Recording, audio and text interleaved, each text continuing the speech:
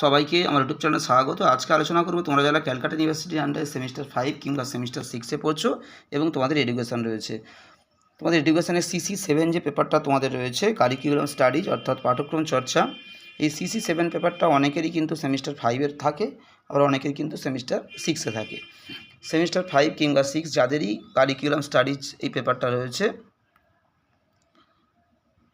তোমাদের এই curriculum studies থেকে বা পাঠ্যক্রম চর্চা থেকে একটা গুরুত্বপূর্ণ 5 নম্বরের প্রশ্নের উত্তর আজকে ভিডিওতে দিচ্ছি। তোমরা প্রথম থেকে শেষ পর্যন্ত দেখতে থাকো। পাঠ্যক্রম বিকাশের প্রয়োজনীয়তা লেখো, বা কী জন্য পাঠ্যক্রমের উন্নতির দরকার হয়, বা কী জন্য পাঠ্যক্রমের সংস্কার বা উন্নয়নের প্রয়োজন হয়। অর্থাৎ পাঠ্যক্রমটাকে একই জায়গায় না রেখে কেন এর উন্নতি করা দরকার, বা পাঠ্যক্রমের বিকাশ কেন দরকার, তাই নিয়ে আজকের প্রশ্ন।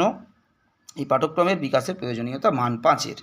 তোমাদের এই পেপার থেকে কিন্তু অলরেডি পাঠ্যক্রমের পরিধি, পাঠ্যক্রমের মনস্তাত্ত্বিক ভিত্তি, দার্শনিক ভিত্তি, সমাজতাত্ত্বিক ভিত্তি, জ্ঞানভিত্তিক ও কর্মভিত্তিক পাঠ্যক্রমের পার্থক্য, পাঠ্যক্রমের আচরণগত দৃষ্টিভঙ্গি, সিস্টেম দৃষ্টিভঙ্গি এবং কর্মভিত্তিক পাঠ্যক্রম কী, শিক্ষার্থী কেন্দ্রিক পাঠ্যক্রম কী এর বৈশিষ্ট্যগুলি আলোচনা করো, পাঠ্যক্রমের কার্যাবলী লেখো। কিন্তু ইতিমধ্যে তোমাদের অনেকগুলো বড় প্রশ্ন এবং মান 5-এর অ্যান্সার কিন্তু আমি আপলোড করে তোমাদেরকে দিয়েছি, যেগুলো মূলত তোমাদের কারিকুলাম স্টাডিজ বা সিসি 7 পেপারের একদম প্রথম চ্যাপ্টারে রয়েছে। চ্যাপ্টারটা হলো তোমাদের কারিকুলাম ডেভেলপমেন্ট বা পাঠ্যক্রমের বিকাশ সাধন।